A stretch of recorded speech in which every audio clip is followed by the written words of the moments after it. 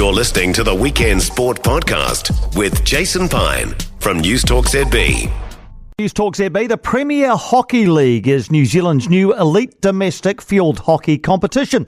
It involves 4 rival franchises playing over 6 weekends, culminating with a finals day on the 7th of December at North Harbour. It's round 3 this weekend. To find out a bit more about this competition, its origins and that sort of thing, let's bring in former Black Sticks legend, double Olympian, Peter Miskimmin. Peter, thanks for joining us. Tell us about the origins of this Premier Hockey League. How did it all come about?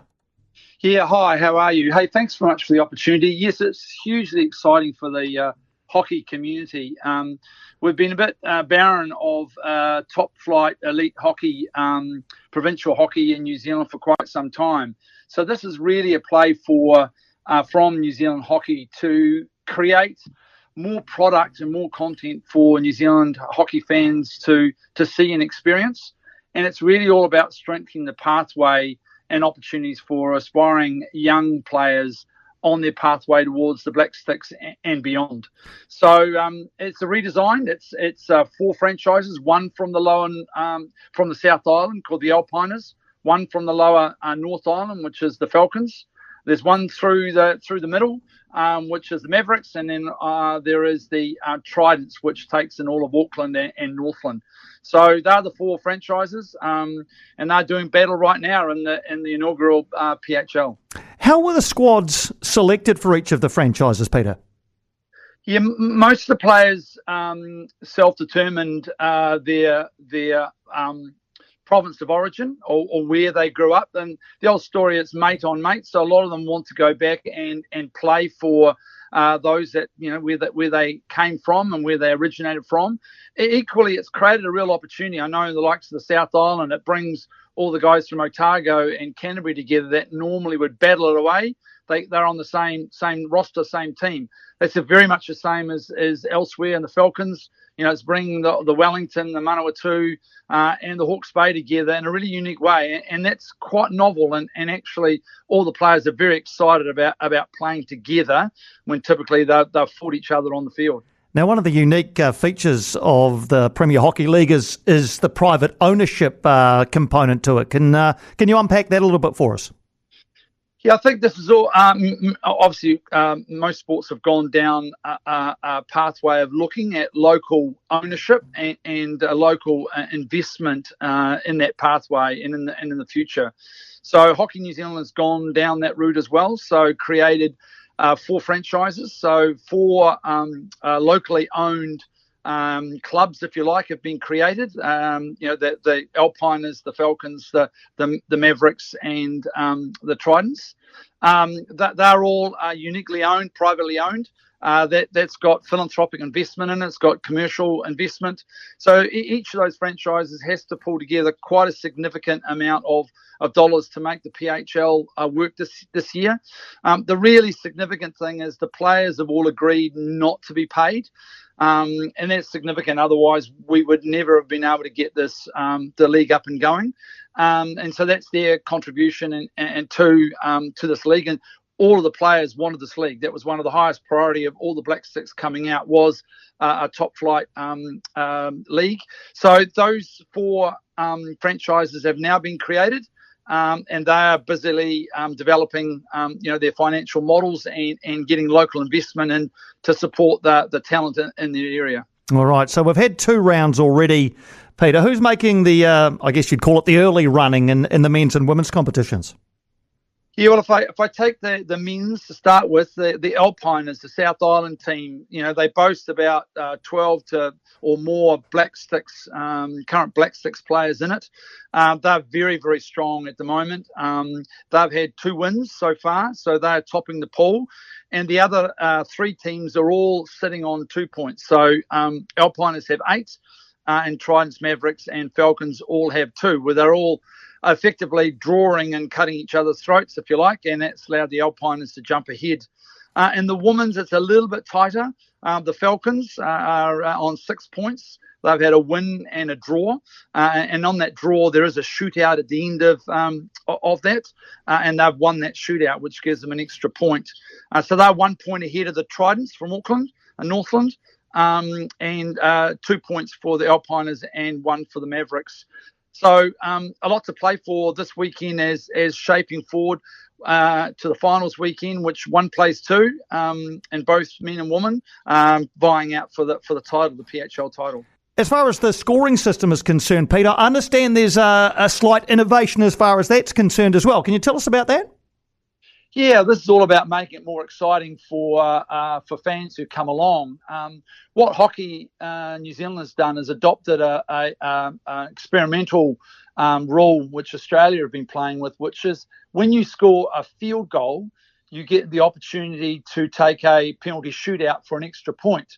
So if you score a field goal, the person who scored the goal actually has a shootout with the goalkeeper. And so you can go from one point to 2 points very quickly.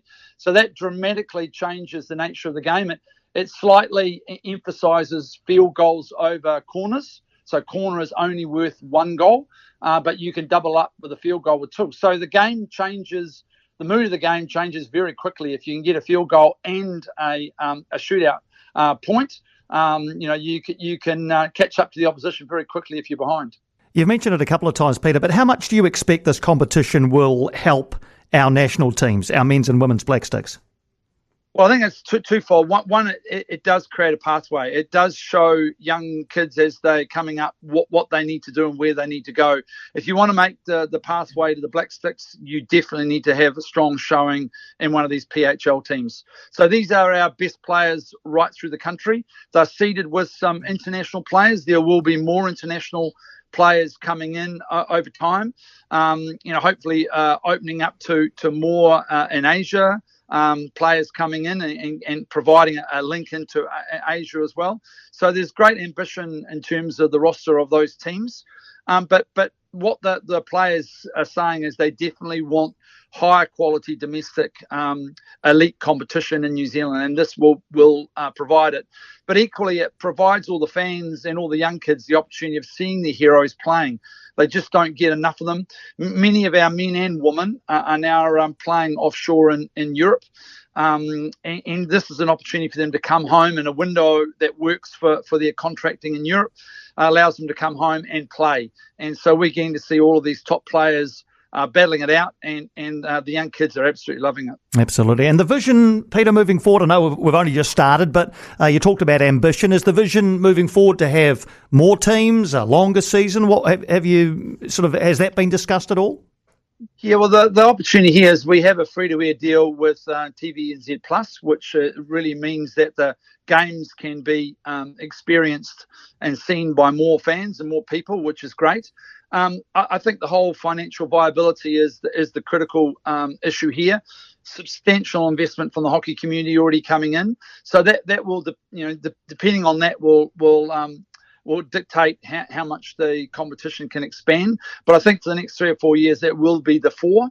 But it may well be more quality players from offshore, coaches as well as players coming into the league to really showcase it and make it a fantastic opportunity for people to get along and watch hockey at its best. All right. Just before you go, I just wanted to ask about the decision or the announcement of the scaled back 2026 Commonwealth Games in Glasgow. Hockey has missed out on the schedule there.